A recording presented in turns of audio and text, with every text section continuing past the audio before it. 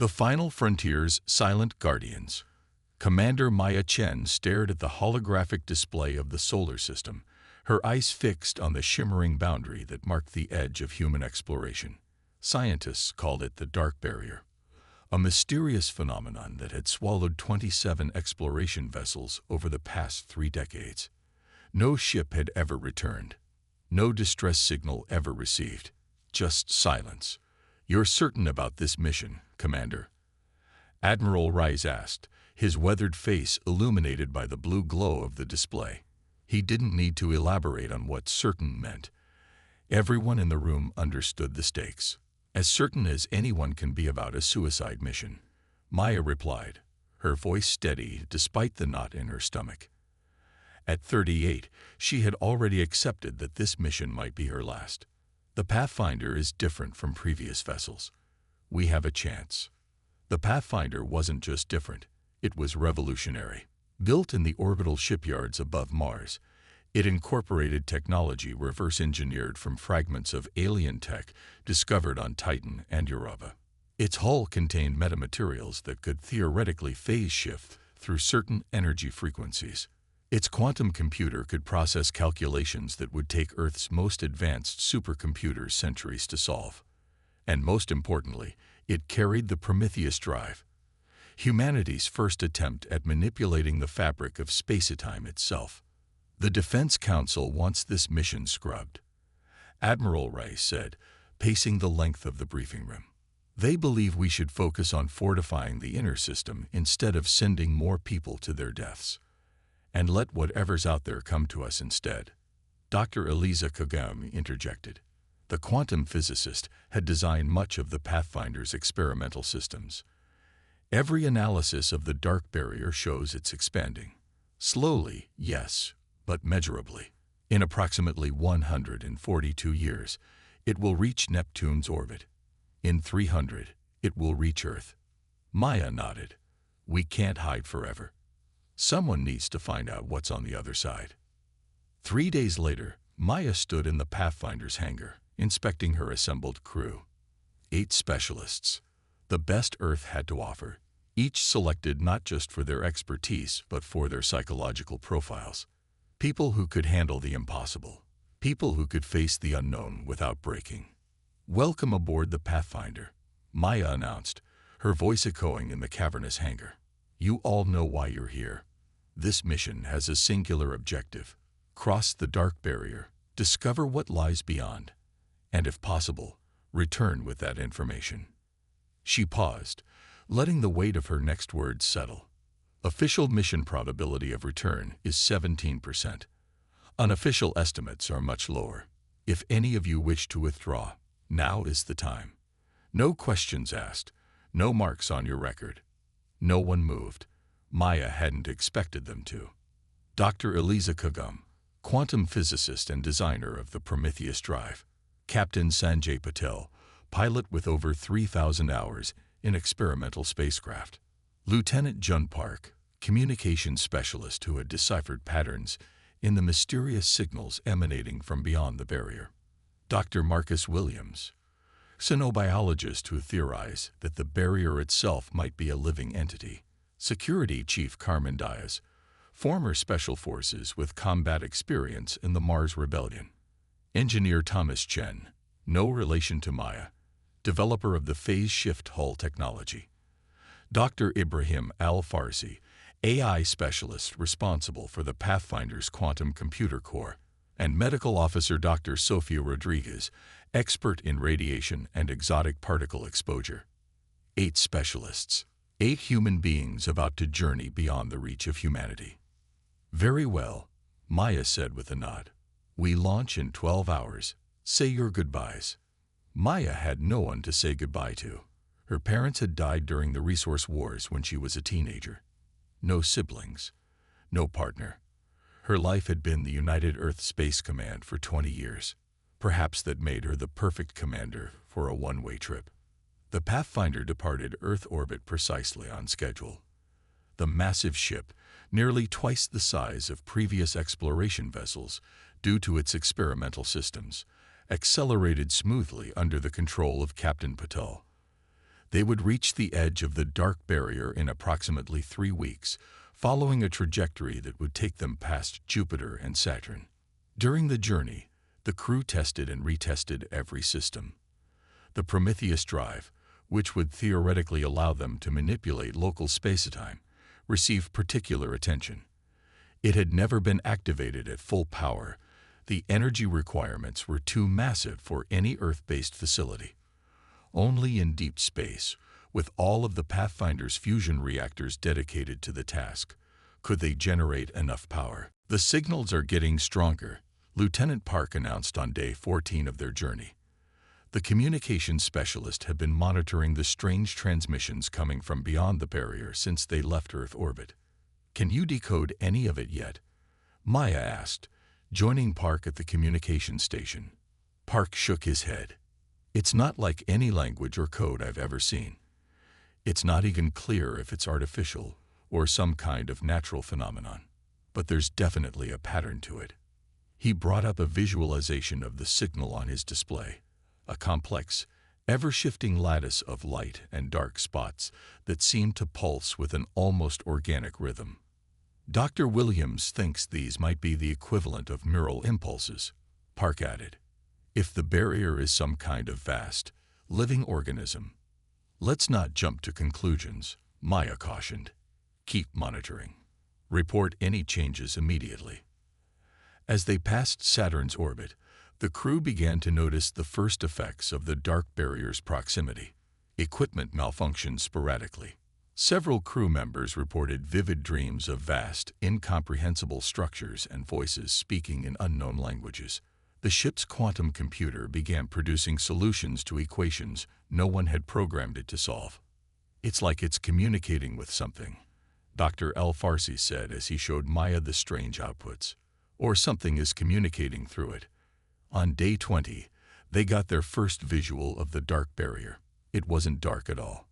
From a distance, it appeared as a shimmering curtain of light stretching across the stars. Beautiful, ethereal, and utterly terrifying. "All hands to stations," Maya ordered over the shipwide comm. "Prepare for barrier approach sequence." The crew moved with practiced precision, each taking their designated position. Engineer Chen monitored the phase-shift hull systems, which would theoretically allow the Pathfinder to slip between the energy states that had destroyed previous vessels. Dr. Kagan prepared the Prometheus drive for its first activation. Security Chief Dias secured all weapons systems, though what good conventional weapons would do against the barrier, no one knew. "Barrier contact in 10 minutes, Captain Patel announced from the pilot's station. His voice was calm, but Maya could see the tension in his shoulders. "Start the countdown," Maya ordered. She took her place in the commander's chair at the center of the bridge, strapping herself in. "And activate all recording systems. Whatever happens, Earth needs to know."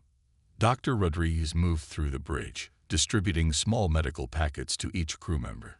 "Anti-radiation tablets," she explained. "And a neural stabilizer. We don't know what kind of energies we'll be exposed to." 5 minutes to contact. The Pathfinder's sensors were already going haywire, showing impossible readings: negative mass, inverted energy states, temporal anomalies that suggested they were simultaneously moving forward and backward in time.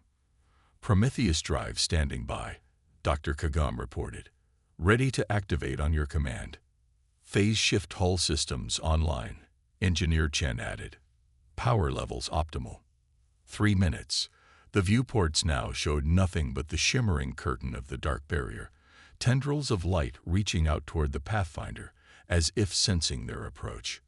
"I'm detecting a massive surge in the signal patterns," Lieutenant Park called out, his voice tight with a mix of fear and excitement. It's like they know we're coming." 2 minutes. The ship began to vibrate, subtle at first, then with increasing intensity. Warning lights flashed across multiple consoles. "Hull integrity at 98%, Engineer Chen reported. "Slight degradation in the outer layer of the phase shift system." 1 minute. Maya looked at each of her crew members, 8 faces showing determination, fear, curiosity, and courage. 8 humans about to go where no one had ever returned from. 30 seconds to contact, Captain Patil announced. Prometheus drive ready for activation on your mark, Commander. Maya took a deep breath. This was it. The culmination of decades of research, billions in resources, and the lives of 27 crews before them. If they failed, they would be just one more footnote in humanity's failed attempt to break beyond its cosmic prison. If they succeeded, 10 seconds, Patil counted down. 9, 8. Activate Prometheus drive, Maya ordered. Dr. Kagam's fingers flew across her console. Prometheus drive activating. Power buildup at 90%, 95, 100%. 5, 4, 3. The ship lurched as the Prometheus drive engaged, creating a bubble of distorted space-time around the Pathfinder. The viewports showed the barrier stretching, warping around them like taffy being pulled. 2, 1. Phase shift now, Maya shouted. Engineer Chen slammed his hand down on the activation control. The Pathfinder's hull shimmered, beginning to shift through energy states at a quantum level. Contact, Patil yelled. The universe went white, then black, then a kaleidoscope of colors no human had ever seen before. The Pathfinder screamed as it tore through the fabric of the dark barrier, metal groaning, systems overloading, the very atoms of the ship struggling to maintain coherence. Maya felt a pressure in her head like it was about to explode, saw her crew writhing in their seats despite the neural stabilizers, heard screaming that might have been from the ship's straining hull or from human throats. And then, suddenly, silence. Status report, Maya managed to croak, her throat raw as if she'd been screaming for hours. Slowly, system by system, the Pathfinder came back online. Emergency lighting bathed the bridge in a red glow. The main viewports remained dark. Hull integrity at 72%, Engineer Chen reported, his voice shaking. Phase shift systems offline. Multiple breaches sealed by emergency protocols. Prometheus drive is functional, Dr. Kagam said, sounding surprised. Operating at reduced capacity.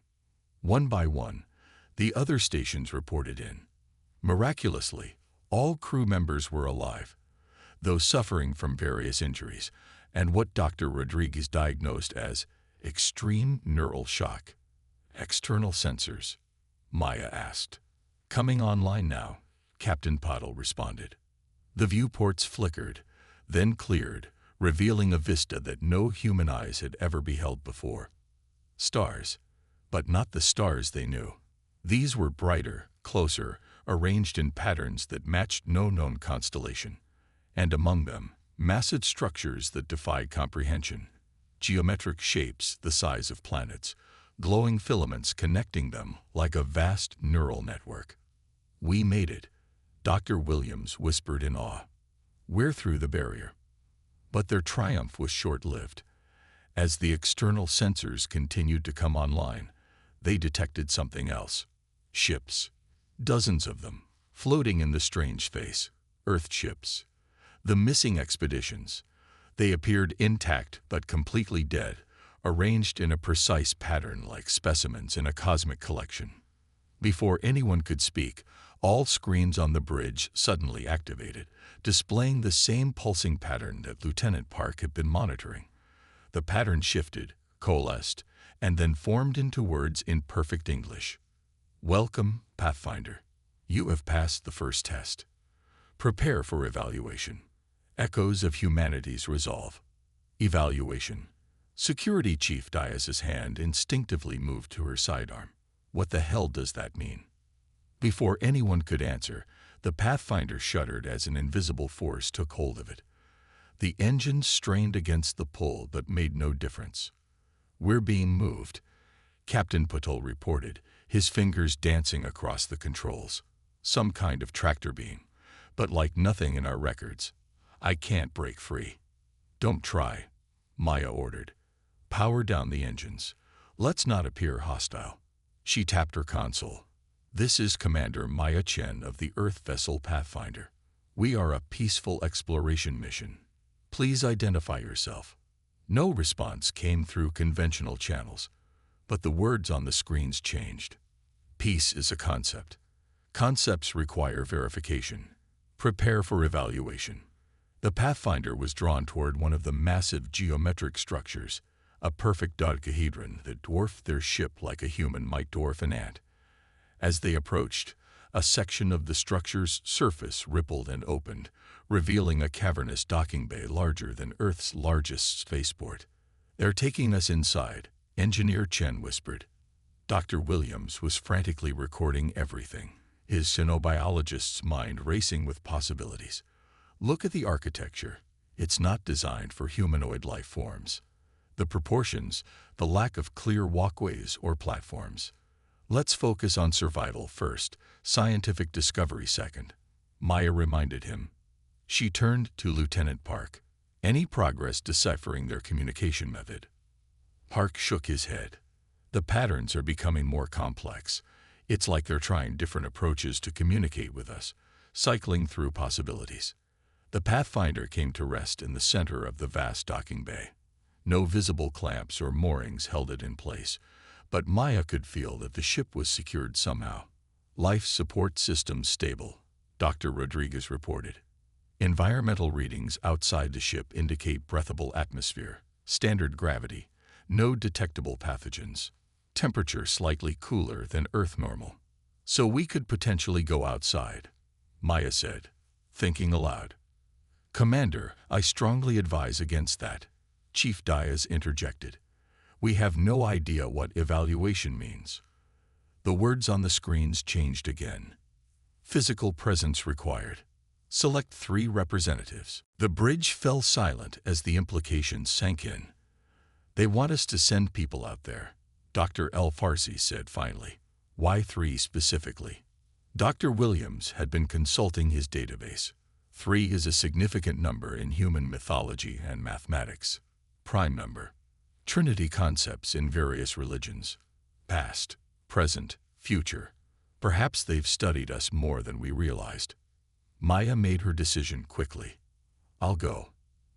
As commander, this is my responsibility." "I should go too," Dr. Kagam said. "If this is about evaluating our technology or scientific understanding, I'm best qualified." "And you'll need security," Chief Diaz added firmly. "I'm trained for first contact scenarios." Maya nodded. "Agreed. The rest of you, monitor everything. If anything happens to us, your priority is to get whatever data you can back to Earth." "How exactly are we supposed to do that?" Captain Patil asked. "We barely made it through the barrier with the Prometheus drive at full power. It's currently at less than 40% capacity." "Then you'll have to be creative," Maya replied. "That's what humans do best." The 3 chosen representatives suited up in lightweight EVA gear, more for protection against unknown elements than for life support, given the apparently breathable atmosphere. Each carried minimal equipment. Maya with a universal translator device, Dr. Kagam with scientific sensors, and Chief Diaz with a small sidearm that everyone knew would be useless if these beings meant them harm. "The airlock is ready," Engineer Chen reported. "We've established a protocol for emergency reentry if needed." Maya, Kagam, and Diaz stepped into the airlock. As the door sealed behind them, Maya felt a moment of profound isolation. They were farther from home than any humans had ever been, about to meet beings with technology far beyond their own. Outer door opening in 3, 2, 1. Chen's voice came through their comms. The airlock door slid open, revealing the vast docking bay. Up close, the structure was even more alien. Surfaces that seemed to shift between solid and liquid states, patterns of light that moved with purpose, geometries that somehow hurt the human eye to look at directly. They stepped out onto what felt like solid ground, though the surface beneath their boots appeared to be made of the same flowing, shifting material as the walls. "Stay close," Maya ordered. "And remember, we represent all of humanity here." They walked forward, following a path that illuminated itself before them. The docking bay was eerily silent except for the soft hum of energies they couldn't understand. After walking about 100 meters, they reached an area where the floor widened into a circular platform. The platform began to descend, carrying them deeper into the structure. "It's like an elevator," Dr. Kagam observed, her scientific curiosity momentarily overcoming her apprehension. The platform descended for what felt like several minutes before opening into a vast chamber. Here, the architecture became even more incomprehensible. Spaces that seemed to fold in on themselves, structures that appeared to exist in more than 3 dimensions. In the center of the chamber floated 3 orbs of light, one blue, one green, one gold, each about 2 meters in diameter. They pulsed in complex patterns that reminded Maya of the communications Lieutenant Park had been studying. "Are those them?" Chief Diaz whispered. The blue orb pulsed brightly, and suddenly Maya felt a presence in her mind. Not quite a voice, but concepts, ideas, images flooding into her consciousness. "We are guardians.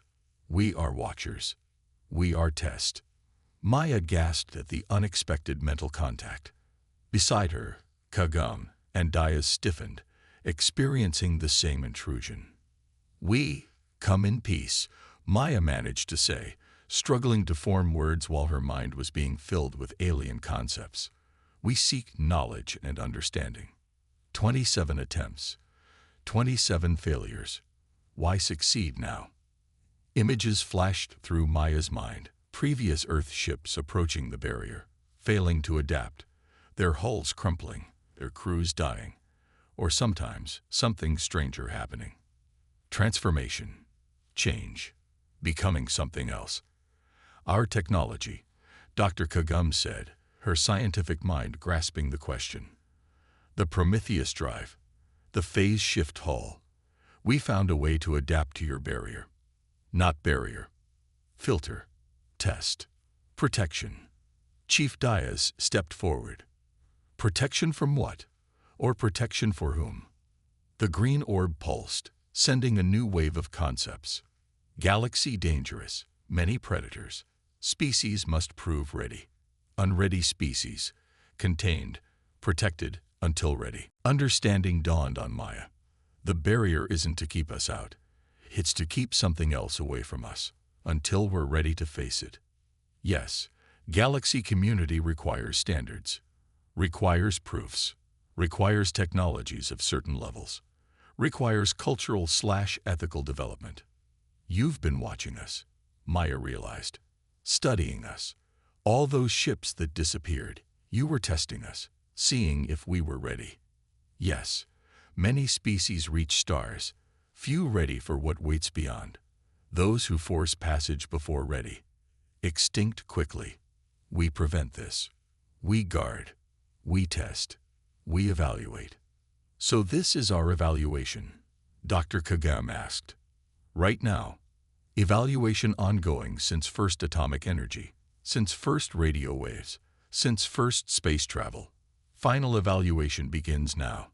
The gold orb pulsed, and a new presence entered their minds. Colder, more analytical. Submit to complete examination. Physical, mental, cultural, technological, ethical. Before they could respond, Maya felt herself being lifted off the ground, her body held in place by an invisible force. Beside her, Kagam and Diaz experienced the same. A brilliant light enveloped them, and Maya felt as if every cell in her body was being scanned, every memory in her mind exposed. She saw humanity's history flash before her, not just what she personally knew, but everything. The rise and fall of civilizations, wars and peace, cruelty and kindness, scientific breakthroughs and ethical failures, everything laid bare before these ancient guardians. When the light faded and they were gently returned to the floor, Maya felt hollow, as if something fundamental had been taken from her, or perhaps given to her. What now? She managed to ask, her voice hoarse. Deliberation. The 3 orbs moved together, merging into a swirling vortex of blue, green, and gold light. The humans could sense complex communications occurring, but could not understand them. After what might have been minutes or hours, the orbs separated again, and the blue one approached them. Humanity. Complex. Violent. Compassionate. Destructive. Creative. Contradictory. Potential exceptional. Does that mean we passed? Chief Dias demanded. Not yet. One final test. Choose. Return with knowledge, but never return here again. Or stay, communicate fully, but never return to your kind. Maya felt the weight of the galaxy pressing down on her shoulders. That's no choice at all. What good is knowledge if we can't share it? What good is communication if it doesn't benefit humanity? That is the test. What does one species value? Self or knowledge? Advancement or connection? Dr. Kagam stepped forward. There must be another option. You said humanity has exceptional potential. Give us the chance to prove it. The green orb pulsed. Propose alternative. Maya thought quickly. You've been watching us for centuries. You know we're resourceful, adaptable. We don't accept no-win scenarios. She took a deep breath. Here's my proposal. Let one of us return to deliver crucial knowledge. Let one stay to learn and communicate. And let one attempt to find a new way. A way to establish ongoing communication between Earth and the galactic community. The orbs pulsed rapidly, communicating among themselves. Finally, the gold orb approached. Unexpected solution. Demonstrates human thinking. Acceptable with condition. Those who stay may never physically return. Those who go may never physically return here. But information may flow both ways if third option succeeds. Maya looked at her companions. Without speaking, they reached an understanding. I'll return to Earth, Chief Dias said firmly. I can ensure the information reaches the right people, is taken seriously. I'll stay, Dr. Kagam said, her eyes bright with the prospect of learning directly from these advanced beings. The scientific knowledge I could gain. And I'll find another way, Maya said. Neither here nor there, but between. A bridge. Decision made. Preparation begins. What followed was a blur of activity. The Guardians worked with the Pathfinder's crew to repair their ship, enhancing its systems far beyond Earth technology. Dr. Kagam was connected to vast repositories of knowledge. Her mind expanded to comprehend concepts previously beyond human understanding. Maya was taken to yet another chamber, where technologies beyond comprehension began to alter her at a fundamental level. 7 days later, by the Pathfinder's chronometers, the ship was ready to depart, repaired, enhanced, and carrying Chief Dias along with the rest of the crew. All except for Dr. Kagam, who would remain as humanity's first embassy to the galactic community, and Commander Maya Chen, who had been transformed into something not quite human anymore. You understand what you've become? Captain Patel asked Maya as they prepared for the separation. Maya nodded, looking down at her hands, which now occasionally shimmered with the same energy that comprised the Guardians. I'm the bridge, part human, part something else. I can exist in both states, inside the barrier and outside it. Will it hurt? Dr. Rodriguez asked softly. I don't know, Maya admitted, but it's worth the price. The final goodbyes were brief. They were explorers and scientists. They understood sacrifice for the greater good. Dr. Kagam stood with the Guardians, her eyes already reflecting knowledge no human had ever possessed. Maya stood between them and the Pathfinder crew, already feeling the pull of her new existence. Tell Earth we made it, Maya told Dias. Tell them we're not alone, and we're not forgotten. Tell them the stars are waiting when we're ready. Chief Dias nodded, a rare emotion breaking through her professional demeanor. We will, and we'll be ready sooner than they think. As the Pathfinder departed, guided by the Guardian's technology back toward the barrier, now understood to be a filter, a test, a protection, Maya felt herself beginning to transform fully, her body dissolving into pure energy, her consciousness expanding to encompass both spaces, humanity's cradle, and the vast galactic community beyond. The Pathfinder approached the barrier, which now glowed with a different light. A passage opened, just wide enough for the ship, just long enough for their journey. Captain Patil guided the ship through with expert precision, assisted by enhancements beyond human technology. As they passed through, Chief Dias felt a presence in her mind. Commander Maya Chen, now something more than human, ensuring their safe passage. "We'll be watching," Maya's consciousness whispered. "Learning, growing, and when humanity is ready, truly ready, the stars will welcome us home." The Pathfinder emerged back into familiar space, the barrier sealing behind them. But not completely. A small, almost imperceptible channel remained, a quantum connection through which information could flow, maintained by the being that had once been Commander Maya Chen. 3 months later, the Pathfinder returned to Earth orbit. Its appearance caused chaos in the United Earth Space Command. A ship presumed lost, returning with incredible modifications and without its commander or chief scientist. The debriefings lasted weeks. The data they brought back revolutionized human science overnight. The message they carried changed humanity's understanding of its place in the universe forever. And occasionally, when Earth's most sensitive receivers were aligned just right, signals would come through. Data packets from Dr. Kagum, sharing carefully selected insights from the galactic community. And with them, a constant presence, a consciousness that had once been Commander Maya Chen, maintaining the bridge between humanity's present and its future among the stars. On the 5-year anniversary of the Pathfinder's return, a new ship prepared to launch. The Ambassador, built with technology derived from the Pathfinder's enhancements. Its mission, to approach the barrier not as a test to pass through, but as a doorway to communicate through. As Captain Dias, formerly security chief, took her place on the Ambassador's bridge, she felt a familiar presence touch her mind. "Ready?" asked the consciousness that had been Commander Chen. "Ready," Dias replied aloud, though she knew it wasn't necessary. "We've come a long way in 5 years. The Guardians are impressed. Humanity adapts faster than most species. The filter may not be necessary much longer." "Does that mean we'll be welcomed into the galactic community?" "Soon," promised the voice that bridged 2 worlds. "Sooner than anyone expected. Humanity is coming home to the stars."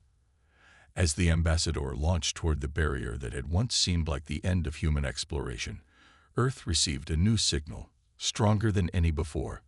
When decoded, it contained just 3 words that would forever change humanity's destiny. "You are ready."